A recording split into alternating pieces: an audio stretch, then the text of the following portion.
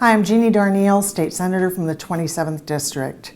I often get asked what motivates me to prime sponsor certain bills or get involved with certain issues.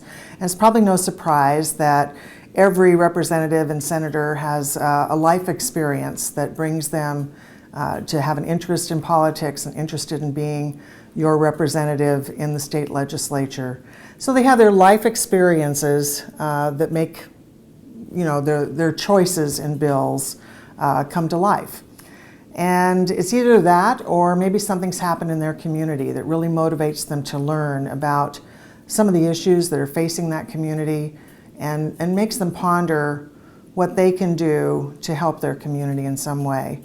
And I want to tell you about one particular case that has sparked my interest and commitment to changing juvenile justice laws in our state.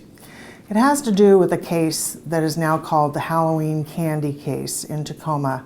It was a case that involved 5 youth going out in the community on Halloween night 2012, and in the course of 72 minutes, they encountered 4 sets of youth and stole 96 pieces of candy and a mask. And one might think, if you're my age or older, that those are the kinds of antics that always happen on Halloween, and that this shouldn't be a big spark for me to be interested in juvenile justice. But in fact, one of those youth received a prison sentence of 27 years, and another received a prison sentence of 31 years for that encounter, because one of them had a gun. The gun was not fired nor used in those robberies, but in fact, it caused because of the way we craft our sentencing guidelines here in the state of Washington, and because those youth were 16 or 17 years old, they went to the adult system in our laws and were sentenced as adults. So, does it seem fair? What are the other incidences in our community where we've had young people who've been affected by adult laws? Young people whose brains have not yet fully developed. In fact, their brains won't fully develop literally until they're about 25. And we know that the parts of the brain that are the last to knit together are those parts of the brain that deal with assessing risk and making decisions. So we have young people, I was one of them, you may have been as well, who made a bad decision and ended up having repercussions from it. But are the repercussions measured against the situation that youth is facing? So I serve as ranking member of the Human Services and Corrections Committee in the Senate, and we deal with juvenile justice issues. So during the interim, which took place between July and December last year, I went to 3 conferences on juvenile justice issues so that I could learn more. I went away from the first conference with 33 things on my to-do list just so I could learn more about the issue of what's called auto decline.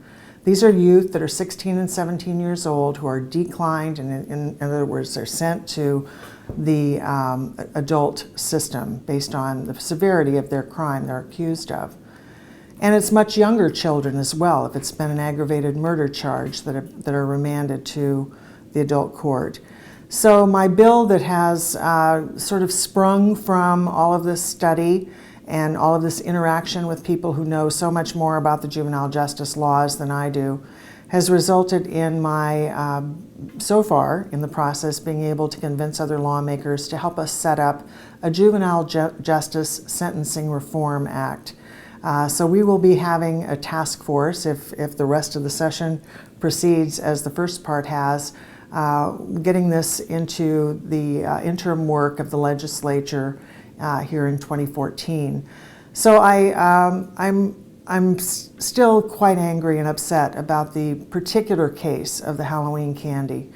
And I hope that we don't see these young people serving these nearly life terms for what we might consider to be a minor crime. And so I commit myself, and I've told this to people that are active in juvenile justice issues, I've committed my legislative career to working on juvenile justice reform. It's an effort that will involve looking at racial disproportionality in our system and what happens to youth. Who are the people that are in our juvenile justice systems?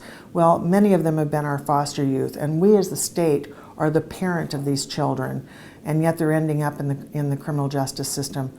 Why? They're also in our homelessness system. They're also in our system of people needing public benefits.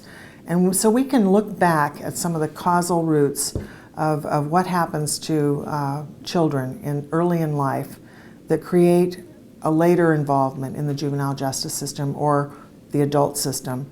And I'm committed to working with you and others if you have an issue around juvenile justice or racial disproportionality, and we can work together to provide reform in our state.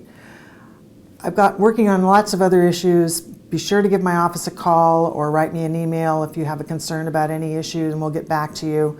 And it's a 60-day session, so it goes by very quickly.